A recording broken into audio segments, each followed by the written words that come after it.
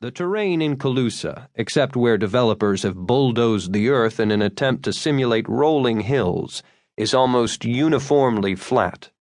Beyond the entrance gates, the dirt road became a paved one, flanked on either side by neatly landscaped lawns. Patients, I assumed, and visitors, it was difficult to tell them apart, roamed freely over these lawns, chatting, occasionally laughing in the bright April sunshine. Here and there a white-coated attendant was in evidence, looking more like a servant than anyone expected to keep peace and order. It all appeared very civilized. I expected someone, perhaps a woman wearing a long summer dress and a wide-brimmed straw hat, to emerge from one of the stone buildings at any moment, announcing in an impeccably crisp English voice that tea would presently be served on the terrace. I drove my Carmen Ghia to a well-defined parking area and then walked up a gravel path to the centermost of the stone buildings, following the directions Sarah had given me on the telephone. It was cool inside the building. A woman in starched white sat behind a desk just inside the entrance door. She looked up as I came in. "Yes, sir," she said. "May I help you?" "I'm here to see Miss Sarah Whittaker," I said. "Yes, sir. And your name, please?" "Matthew Hope."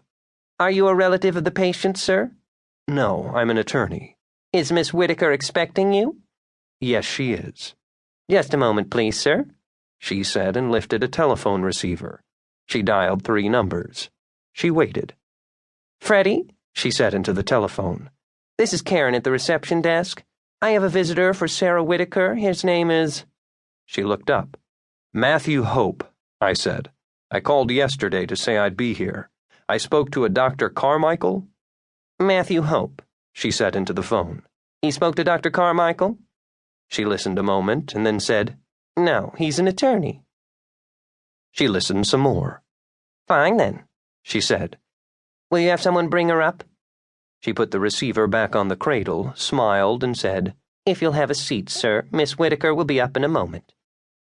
I wondered where down was. I took a seat on a bench facing the reception desk. The entrance area was perhaps 12 feet square, the desk set into a nook just inside the door. The walls were of stone. There were oil paintings on the walls. The feeling of a baronial manor persisted. The receptionist picked up a copy of Ms. magazine. "Do you know Miss Whittaker?" I asked her. "Sir?" she said, looking across at me.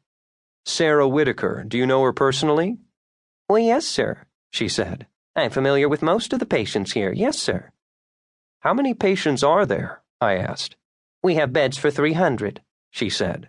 "We're running a bit under capacity at the moment." "How many would that be?" 295, something like that. We've got 10 buildings in all. Miss Whittaker is in North 3. "When you said bring her up, what did you mean?" "Sir?" "Up from where?" "Up from, that's just an expression we use. This is administration and reception. Anyone coming from the wards to here we say is coming up. I don't know why. There aren't any hills here or anything." She shrugged. "It's just an expression." "Are there any patients in this building?" "No, sir. This is just administration and reception. The offices are in this building, the administration offices." "The wards are in the other 9 buildings, then, is that it?" "Yes, sir." "About 35 patients in each building, is that it?" "Approximately, sir, yes." "Is there any significance to the way the buildings are—" Sarah Whittaker walked into the room. An attendant in white was with her. I don't know why I expected her to be wearing a uniform, one of those gray striped things that look like mattress ticking.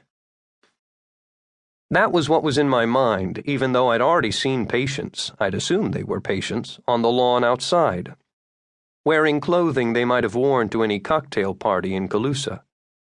Fantasies die hard. In a mental hospital or in a prison, the patients or the inmates are supposed to wear uniforms. Or were the patients here at Knott's Retreat only dressed up for visiting day? She was wearing a linen suit, jacket and skirt the color of wheat, saffron silk blouse open at the throat, beige French-heeled pumps. She had eyes as deeply green as an Amazonian jungle.